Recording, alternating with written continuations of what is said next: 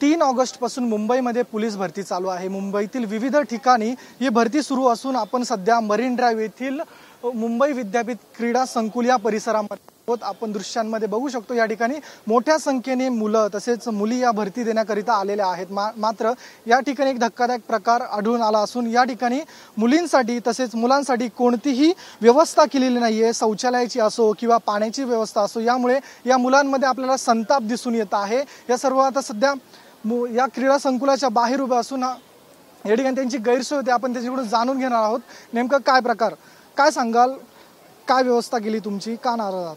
टाइमवर कोणतीच बॅच घेतलेली नाही। 5 वाजता बोलवतात, दुपारी 10-11 वाजता बॅच घेतात आणि तिथं जेवण वगैरे काहीच नाहीये। सध्या पाऊस सुरू आहे, या ठिकाणी कोणतीही शौचालयाची वगैरे व्यवस्था करण्यात आलेली नाही असं यांच्याकडून आरोप करण्यात येतो। काय सांगाल, इथे कोणतीही व्यवस्था नाहीये का? कोणतीच व्यवस्था नाही इथे, ना पाण्याची सोय ना वॉशरूमची सोय, काहीच व्यवस्था केलेली नाही त्यांनी इथे।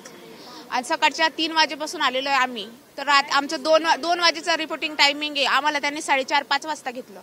कुठून आलेला आहात आपण? आम्ही जळगाव।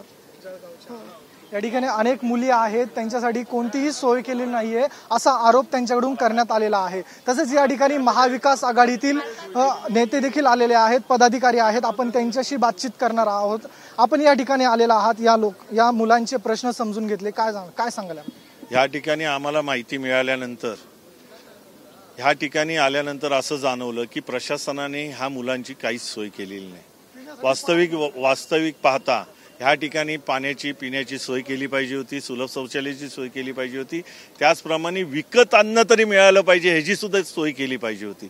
कारण हा जो विभाग आहे मरीन ड्राइव्ह, हा हायफाय लोकांचा विभाग आहे आणि सामान्य जनता, त्या खेड्यापाड्यातून आलेली मुलं मुली, त्यांचे पालक, ह्यांची काही सोय या ठिकाणी केलेली नाही। ह्याचा शिवसेना उद्धव बाळासाहेब ठाकरे पक्षाकडून मी त्यांचा जाहीर निषेध करतो, ह्या प्रशासनाचा आणि या सरकारचा। कारण लाडकी बहीण म्हणायची आणि लाडका भाऊ म्हणायचा, आणि जो लाडका भाऊ आणि लाडकी बहीण या ठिकाणी परीक्षा देण्यासाठी या ठिकाणी उपस्थित झालेली आहे, त्या बहिणीची काळजी घ्यायची नाही, तिला रस्त्यावर अशीच सोडायची। म्हणजे आज मी आता माहिती घेतल्याप्रमाणे आज ती मुलं रस्त्यावर फुटपाथवर झोपून होती, पण त्यांची सोय केली गेली नाही। आता अंबादास दानवेंना, मी विरोधी पक्षनेते यांना मी फोन केला आणि सर्व माहिती दिली। त्यानंतर आता वानखेडेसाठी तुम्हाला जागा उपलब्ध करून देतो प्रशासनाकडून सांगण्यात आलंय, पण अजूनपर्यंत तशी जागा उपलब्ध करून दिलेली आहे असं प्रशासनाने, म्हणजे मरीनलँड पोलीस स्टेशनचे अधिकारी या ठिकाणी आहेत, त्यांना सुद्धा हा प्रकार माहिती नाहीये।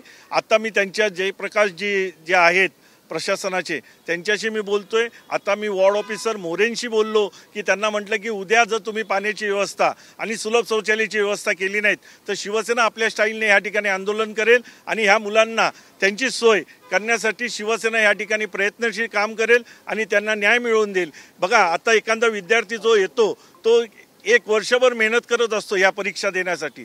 आता लाखोच्या परीने इथे विद्यार्थी आलेले आहेत, 4000ची भरती आणि लाखो विद्यार्थी या ठिकाणी उपस्थित झालेले आहेत। पण ह्या विद्यार्थ्यांनी, लाखो विद्यार्थी ज्या वेळेला परीक्षा देण्यासाठी किंवा मैदानी खेळ करण्यासाठी या ठिकाणी त्यांचं दाखवण्यासाठी येतात, त्या ठिकाणी आल्यानंतर जर त्यांची सोय नाही झाली तर ते कसे काय धावणार, कसे काय गोळाफेक करणार, कशी स्पर्धा जिंकणार? आणि ते अपयशी होऊन जर परत गेले की ते परत त्यांचे आई वडील नाराज होणार, मग परत आत्महत्या वाढणार, मग यांची लाडकी बहीण आणि लाडका भाऊ जाणार कुठे? हे प्रशासन नक्की करते काय, ह्याचा जाब विचारायसाठी शिवसेना या ठिकाणी उपस्थित आहे। नक्कीच काय मागणी कराल नेमकं आता प्रशासनाकडून या मुलांसाठी? बघा, राष्ट्रवादी काँग्रेस पार्टी शरदचंद्र पवार पक्षाकडून मी अशी विनंती करीन की ह्या सरकारचे हे घटनाबाह्य सरकार, यांना सगळंच घटनाबाह्य आहे। आज ही भरती करताना इथे कोणत्याही लाडक्या बहिणीच्या मुली सगळे येतात, मुलं सगळे येतात, यांची कुठलीही खबरदारी घेतली गेलेली नाही। 3 तारखेला मी इथे जेव्हा आलो तर या आजूबाजूला सगळे हाय प्रोफाईल लोक आहेत। या हाय प्रोफाईल लोकांनी काय केलं, जेव्हा पाऊस पडतो ना तेव्हा हे गेट बंद करून घेतात। तर अक्षरशः मी इकडे गेटला लाथा मारून गेट उघडलेलं आहे आणि त्यांना, त्या मुलांना तिकडे एक आश्रयाला जाऊन दिलेलं आहे। आणि आता माझी नवीन अशी विनंती आहे की 3 तारखेपासून मी बघतोय की खरोखरच तिथे शौचालय नाही आहे, या मुलांना खाण्यापिण्याची सोय नाही आहे आणि त्यांना समजवावं लागलं की भविष्यात हे देखील पोलीस आहेत, तुम्हाला या पोलिसांसाठी तुम्ही असा विचार करत असाल, दरवाजे खिडक्या बंद करून घेत असाल तर ते अयोग्य आहे। आणि आज या सरकारने देखील त्यांची खबरदारी म्हणून त्यांच्या पालकांसहित तुम्ही जर गेलात, आता तुम्ही जर तिकडे पाहिलं ना, या ब्रिजवर सगळे अक्षरशः हात तुटलेले, लहान लहान मुलांना घेऊन आलेले आई वडील, आई बाबा आपल्या मुलीकरता आलेले आहेत आणि मुलांकरता आलेले। तर माझी प्रशासनाला विनंती आहे की त्यांनी खरोखर लाडक्या बहिणीच्या मुलींची आणि मुलांची काळजी घ्यावी, ही माझी विनंती आहे।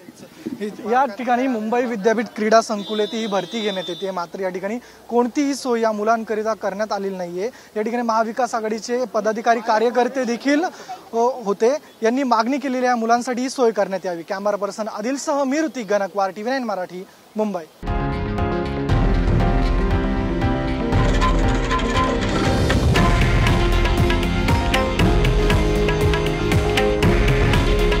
हे आहे देशातील नंबर 1 न्यूज नेटवर्क आणि आपण पाहत आहात TV9 मराठी। काळजी तुमची, हित महाराष्ट्राचं।